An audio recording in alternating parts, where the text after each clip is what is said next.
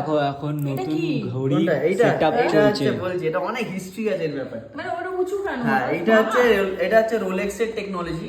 হ্যাঁ এক সময় যখন মানে আগে এই ডেটটা দেওয়া থাকতো তো ডেটটা ছোট, দেখো এই পাশে দেখো খুব ছোট দেখা যাচ্ছে, তো দেখা যেত না।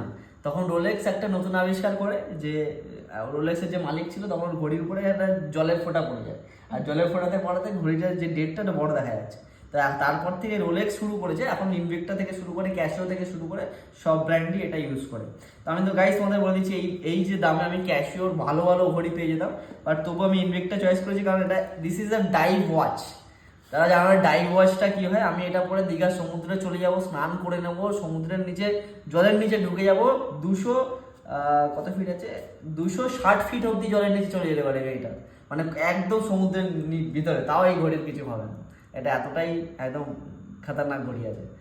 তো তো প্যাকেজগুলো খুলে দিই। তো গাইস চলো দেখা হচ্ছে তোমাদের সাথে নেক্সট ভিডিওতে, আমরা প্যাকেটগুলো খুলবো। হুম